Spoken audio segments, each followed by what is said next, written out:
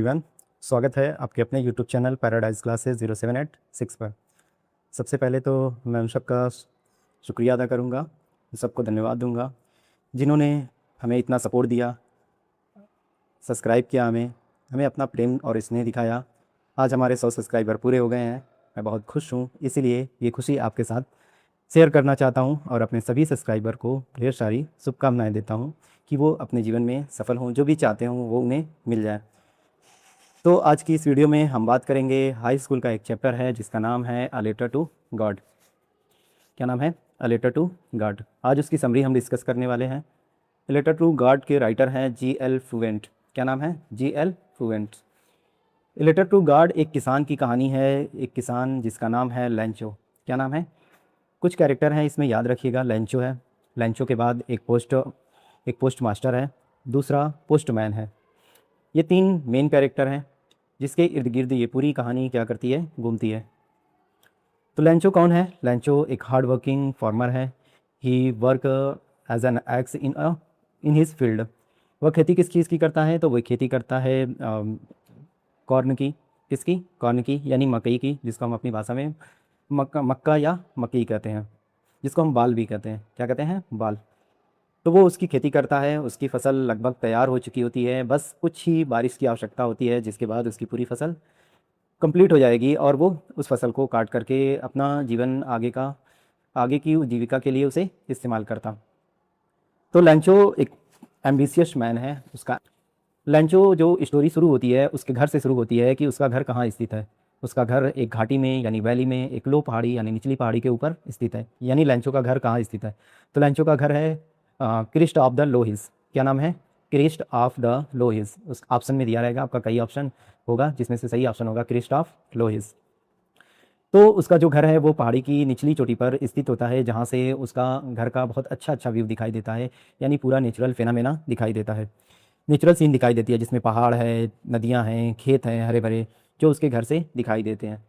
लैंचो शाम के समय घर से बाहर निकलता है और महसूस करता है कि उसकी फसल अब उसे अच्छा मुनाफा या प्रॉफिट देने वाली है। यानी एक छोटे से शावर की आवश्यकता है, जिसके बाद उसकी फसल पूर्ण रूप से तैयार हो जाएगी।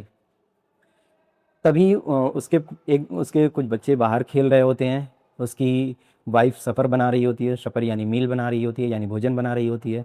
उसका एक बच्चा जो सबसे बड़ा लड़का था वो खेत में काम कर रहा था। लैंचो क्या करता है? लैंचो बाहर निकलता है और उस हवा को फील करता है जो बारिश से पहले चलना शुरू होती है, यानी ब्लोविंग करना शुरू होती है। तभी उसे दिखाई देता है कि नॉर्थ ईस्ट से बादल, पहाड़ों के साइड से, नॉर्थ ईस्ट की साइड से बादल आता हुआ दिखाई दे रहा है। नॉर्थ ईस्ट की पहाड़ियों की साइड से बादल बादल आता हुआ दिखाई दे रहा है। वो देख करके बहुत खुश होता है और सोचता है कि अब मेरी फसल पूर्ण रूप से तैयार हो जाएगी। उसके बाद लैंचो ये सब देख ही रहा होता है कि बारिश की बूंदें पड़ना शुरू हो जाती हैं। जब बारिश की बूंदें पड़ना शुरू हो जाती हैं तो लैंचो कहता है कि ये बारिश की बूंदें नहीं बल्कि ये न्यू कॉइन्स हैं। क्या कहता है? ये न्यू कॉइन्स है। एक क्वेश्चन यहीं पर और बनता है कि बादल किस साइड से यानी किस डायरेक्शन से आते हुए दिखाई दे रहे थे। एक नंबर में क्वेश्चन बनता है, जो 20 क्वेश्चन रहता है ना ऑब्जेक्टिव, उसी में एक क्वेश्चन बनता है कि बादल किस डायरेक्शन से आते हुए दिखाई दे रहे थे। डायरेक्शन थी नॉर्थ ईस्ट। क्या थी? नॉर्थ ईस्ट, याद रखिएगा। उसके बाद लैंचो जब बारिश की बूंदें पड़ती है तो क्या कहता है? उसको न्यू कॉइन कहता है। कहता है कि ये जो छोटी बूंदें हैं वो मेरे लिए 5 सेंट हैं और जो बड़ी बूंदें हैं वो 10 सेंट हैं। कभी कभी ये भी क्वेश्चन पूछता है कि लैंचो अपनी बारिश की बूंदों को किससे कंपेयर करता है? तो लैंचो बारिश की बूंदों को कॉइन से यानी सेंट से कंपेयर करता है। छोटी बूंद को 5 सेंट और बड़ी बूंद को 10 सेंट कहता है। बच्चे बाहर खेल रहे होते हैं, तभी वो बारिश धीमे धीमे बर्फ़बारी में बदल जाती है। किस में बदल जाती है? बर्फ़बारी में बदल जाती है। जब बर्फ़ की बूंदें पड़ना शुरू होती हैं तो लैंचो और एक्साइटेड हो जाता है और कहता है कि ये तो मेरे लिए और भी अच्छा हो गया, क्योंकि अब ये बारिश की बूंदें या केवल बर्फ़बारी नहीं, ये मेरे लिए सिल्वर कॉइन है।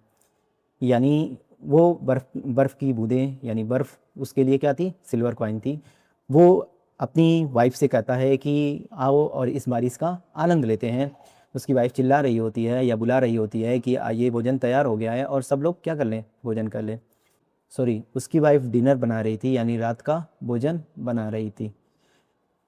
उसके बाद बच्चे जब बर्फ़ पड़ने लगती है तो बच्चों को बहुत एक्साइटमेंट होती है। बच्चे उस कॉल्स को या उस मोती को, बर्फ़ की मोती को इकट्ठा करने में लग जाते हैं। आपने भी कभी अपने जीवन में उस बर्फ़ को क्या किया होगा, इकट्ठा किया होगा। वो बारी जब शुरू होती है तो लेंचो कहता है कि ये जो बर्फ़बारी है ये मेरे लिए क्या है, बर्फ़ के जो पल्स हैं या बर्फ़ की जो टुकड़े हैं वो मेरे लिए ना, पीसेस ऑफ स्नो जो हैं वो मेरे लिए सिल्वर कॉइन है। क्या कहता है, वो मेरे लिए सिल्वर कॉइन है। उसके बाद बर्फ़बारी थोड़ा सा तेज़ होती है, लंचो को एक डर महसूस होने लगता है। कहता है कि अगर ये बर्फ़बारी कुछ समय तक ख़त्म नहीं हुई तो मेरी पूरी फसल बर्बाद हो जाएगी। उसकी पत्नी बच्चों और लंचो को बुलाती है और भोजन सर्व करती है। देखते ही देखते वो बर्फ़ की बूंदें एक हेल स्टॉर्म यानी बर्फ़ के तूफ़ान में बदल जाता है। किसमें बदल जाता है, बर्फ़ के तूफ़ान में बदल जाता है। उसके बाद लैंचो सोचता है कि काश ये बारिश यानी ये बर्फ़बारी जल्द ही ख़त्म हो जाए, लेकिन ऐसा नहीं होता है। घंटों तक बारिश होती है और पूरी वैली उस बर्फ़ से क्या होती है, ढक जाती है। तब जब बर्फ़बारी कम होती है, लंचो बाहर निकलता है तो क्या देखता है, लंचो बाहर निकलता है ओढ़ लिए। ये भी प्रश्न बनता है एग्ज़ाम में कि लंचो ने उन बर्फ़ को क्या कहा था, तो क्या कहा था, साल्ट सीड।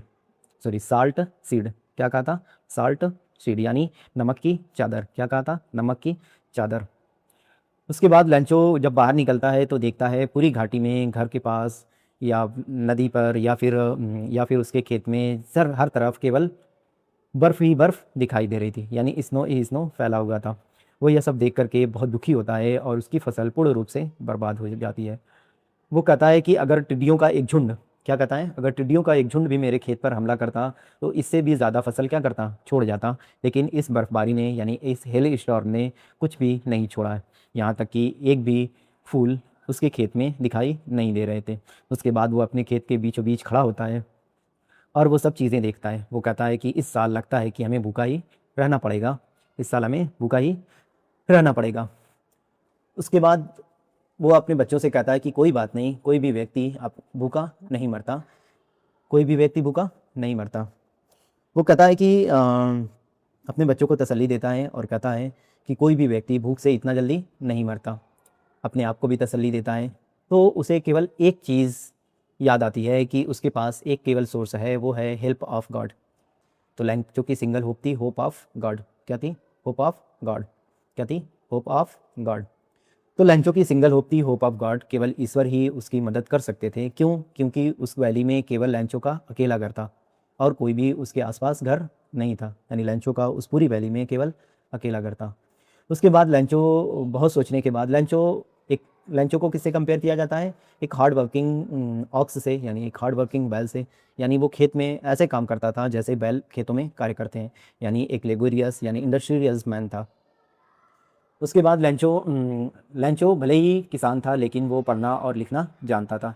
इसलिए वो अगले ही संडे क्या करता है, अगले ही संडे पोस्ट ऑफिस जाता है और वहाँ से इंक पेपर लेता है और एक पत्र लिखता है जिसमें केवल एड्रेस में वो लिखता है गॉड। एड्रेस यानी जिसको उसको पत्र भेजना होता है, जहाँ पे पत्र भेजना होता है वहाँ पे एड्रेस के स्थान पर केवल एक वर्ड लिखता है, जिसको वो वर्ड क्या होता है, गॉड। क्या लिखा होता है, गॉड। उसके बाद लैंचो उस पत्र को क्या करता है, पोस्ट ऑफिस के बॉक्स में यानी मेल बॉक्स में डाल दे। लेटर को देखता है तो ज़ोर ज़ोर से हंसने लगता है। क्या करता है, ज़ोर ज़ोर से हंसने लगता है कि कौन बेवकूफ़ है जिसने ईश्वर के नाम ही क्या कर दिया, पत्र लिखा। और कहता है कि मैंने अपने पूरे जीवन में इस पते पर कभी भी कोई भी लेटर या कोई भी पत्र नहीं पहुंचाया है। इस वजह से वो हंसते हुए उस पत्र को अपने ऑफिस मास्टर यानी पोस्ट मास्टर के पास लेकर के जाता है। पोस्ट मास्टर एक एमिएबल फैट मैन होता है, यानी एक दयालु मोटा व्यक्ति होता है। पोस्ट मास्टर के बारे में भी पूछता है एग्ज़ाम में एक नंबर में कि बताइए पोस्ट मास्टर कैसा था। तो post master amiable fat man था, एमिएबल फैट मैन था। उसके बाद पोस्ट मास्टर के पास जब लेकर के जाता है तो पोस्ट मास्टर भी पहले देख करके थोड़ा सा हंसता है और फिर सीरियस हो जाता है। कहता है कि हमें इस व्यक्ति के विश्वास को देखना चाहिए कि इसका ईश्वर में कितना विश्वास है, यानी अटूट विश्वास है इसका ईश्वर में। इसने एक नई शुरुआत कर दी है, यानी एक नया करिस्पॉन्डेंस शुरू कर दिया है, एक पत्राचार शुरू किया है जो ईश्वर और इंसान के बीच शुरू हुआ है। अब वो पत्र पढ़ करके, जब वो पत्र पढ़ते हैं तो उन्हें लगता है कि हमें इसका जवाब देना चाहिए, लेकिन केवल जवाब यानी पत्र लिखने के लिए इंक और पेपर की आवश्यकता नहीं थी, बल्कि एक और चीज़ की आवश्यकता थी जिसे कहते हैं पैसा, यानी पेसस। वहाँ की क्या करेंसी थी? वहाँ की करेंसी थी पेसस, PESOS। कभी कभी करेंसी भी पूछ लेता है कि लेंचो जिस करेंसी में या जिस पैसे की डिमांड कर रहा था, जिस पैसे को ईश्वर से मांग रहा था, उसे क्या कहते हैं? तो उसे कहते हैं पेसस। क्या कहते हैं? पेसस, PESOS। तो उन्हें पैसे की भी आवश्यकता थी, बगैर पैसे के वो लोग उस पत्र का जवाब नहीं लिख सकते थे। क्योंकि पोस्ट मास्टर एक दयालु व्यक्ति था, उसने अपने सभी दोस्तों को बुलाया और पोस्टल एम्प्लॉयज़ को भी, यानी पोस्ट ऑफिस में कार्य करने वालों को भी बुलाया और बताया और कहा कि मैं अपनी सैलरी का कुछ हिस्सा एज ए चैरिटी यानी दान के रूप में लेंचो को देने का फैसला करता हूँ। उसके बाद वो अपनी सैलरी से कुछ पार्ट लंचों के लिए देता है। उसी प्रकार से और भी बहुत सारे लोग जो उस कर्मचारी थे वहाँ पर सभी अपना अपना हिस्सा देते हैं। जब सब पूरा इकट्ठा कर लिया जाता है तो केवल 70 पैसेज होते हैं। कितने पैसेज होते हैं? 70 पैसेज होते हैं। और लंचों ने जो उस पत्र में डिमांड की थी वो 100 पैसेज थे। यानी अगर हम अपनी भाषा में बात करें तो लंचों को 100 रुपये की आवश्यकता थी। कितने रुपये की? 100 रुपये की। क्यों 100 रुपये की आवश्यकता थी? 100 रुपये की आवश्यकता इसलिए थी कि वो साल भर तक अपनी जीविका चला सकता है, यानी अपना जीवन खाने पीने की चीज़ें खरीद सकता है। और एक चीज़ की आवश्यकता थी कि उसकी फसल जब तक तैयार नहीं हो जाती तब तक उसे 100 रुपये की आवश्यकता थी उस फसल को तैयार करने के लिए, फसल पर खर्च करने के लिए, प्लस अपनी जीविका पर खर्च करने के लिए, दोनों मिला करके। उसने कहा था कि मेरी फसल तैयार होने तक मैं जीवित रह सकूं, इसके लिए मुझे 100 पैसेस की आवश्यकता है। इसलिए वो 100 पैसेस की डिमांड करता है ईश्वर से। ये लोग जब जमा करते हैं तो बहुत मेहनत करने के बाद केवल इनके पास 70 पैसे ही जमा हो पाते हैं। इसलिए वो लोग फैसला करते हैं कि हम लोग ये 70 पैसे ही लंचों को दे देते हैं, क्या पता उसकी कुछ परेशानियां क्या हो जाएं, दूर हो जाएं।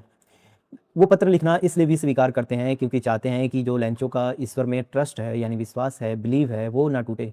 यानी अगर उन्होंने पत्र नहीं लिखा होता तो लंचो इंतज़ार करता और बाद में उसका विश्वास ईश्वर। तो लंचो जब सब कुछ लिख लेते हैं तो एक पत्र यानी लिफाफे के ऊपर पत्र को स्टिक करके यानी चिपका करके लिफाफे पर कुछ भी नहीं लिखते, लिखा जाता है। केवल एक चीज़ लिखी जाती है, वो है गॉड, यानी गॉड की सिग्नेचर। कौन लिखता है? पोस्ट मास्टर उस लिफाफे के ऊपर केवल गॉड की सिग्नेचर करता है। लंचो कई बार आ चुका होता है और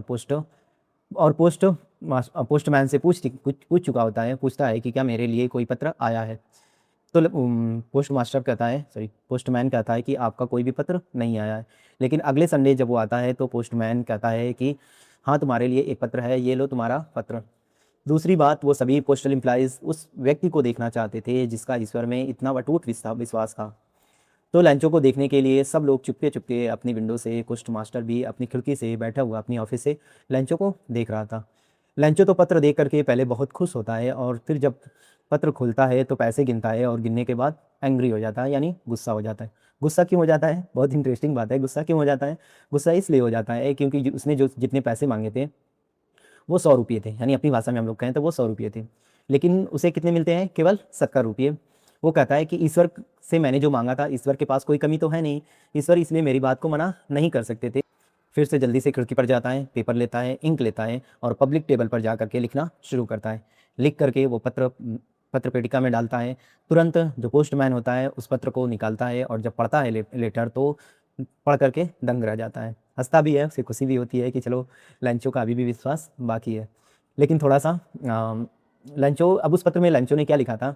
लंचो ने लिखा था ईश्वर को एड्रेस करते हुए, ईश्वर को बताते हुए कि मैं जानता हूँ कि आपके ख़जाने में या आपके पास पैसों की कोई कमी नहीं है। मैंने 100 सेंट मांगा था, यानी 100 पैसेस मांगा था, यानी मैंने 100 पैसेस मांगा था, आपने पूरे पैसे भेजे होंगे।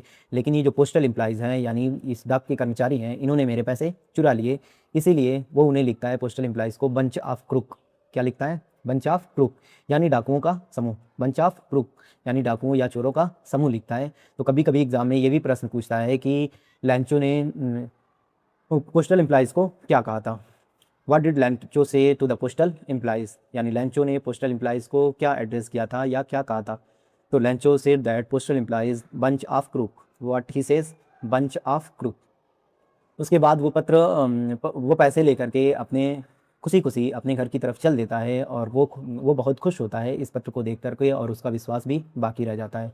तो इस पूरे चैप्टर में जो एक थीम थी, यानी अगर इसका मेन मोटिव की बात करें तो केवल एक थॉट थी, यानी ईश्वर में विश्वास, यानी ईश्वर में आस्था या ईश्वर में विश्वास। तो प्रश्न आपके लिए ये है कि इतना पूरी स्टोरी सुनने के बाद या बताने के बाद आपसे ये क्वेश्चन है कि बताइए लंचो किस फसल की खेती करता था? लंचो किस फसल की खेती करता था? अपना कमेंट ज़रूर दीजिए। वीडियो अच्छी लगे तो आगे और भी समरी यानी और भी लेसन की समरी इसी प्रकार से बताई जाएगी। आप वीडियो में बने रहिए। वीडियो अच्छी लगती है तो लाइक करिए, अपने दोस्तों के साथ शेयर करिए और हमें सपोर्ट करिए। Thank you for watching.